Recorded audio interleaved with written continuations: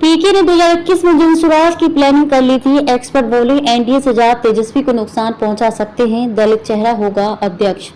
पश्चिम बंगाल और तमिलनाडु विधानसभा चुनाव के नतीजे के तुरंत बाद प्रशांत किशोर अचानक टीवी पर आते हैं, घोषणा करते हैं कि अब वे राजनीतिक रणनीतिकार का अपना काम छोड़ रहे हैं। उनकी कंपनी आईपीएससी को उनकी टीम के मेंबर देखेंगे, वे किसी दूसरे प्रोजेक्ट के बारे में सोच रहे हैं। प्रशांत किशोर दिल्ली के 10 जनपद पहुंचते हैं। इसके साथ ही शुरू हो जाती है अलग अलग चर्चाएं।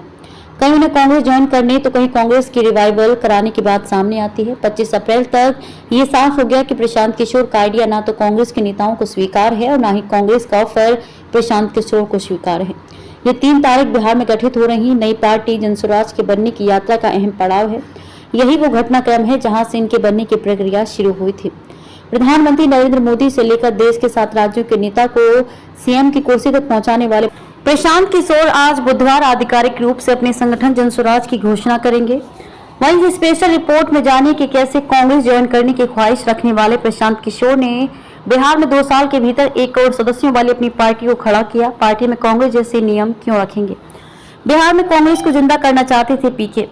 दरअसल प्रशांत किशोर अपना संगठन खड़ा करने के बजाय सियासत में शिकस्त खा रही कांग्रेस को एक बार फिर से जिंदा करना चाहते थे। कांग्रेस से उन्हें इस बात का प्रपोजल भी मिला। मंथन की एक लंबी प्रक्रिया के बाद उन्होंने कांग्रेस को खड़ा करने की पूरी प्लानिंग भी बनाई। लगभग 1 सप्ताह तक उन्होंने इसका प्रेजेंटेशन भी दिया।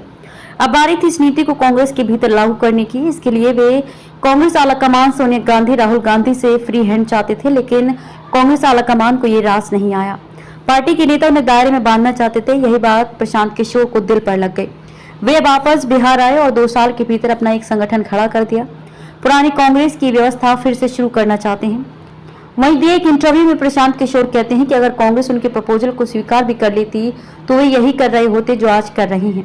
फर्क बस इतना होता है कि तब कांग्रेस के बैनर तले ये काम कर रहे होते, आज अपना संगठन खड़ा करके ये काम कर रहे हैं। प्रशांत किशोर ने इंटरव्यू में यह भी बताया कि आजादी से पहले कांग्रेस में क्षमता और योग्यता के आधार पर लोगों को काम करने का मौका दिया जाता था। जो लोग कांग्रेस के बड़े नेता थे, उनके परिवार और जाति की पार्टी कांग्रेस नहीं थी, वो एक सामूहिक प्रयास था।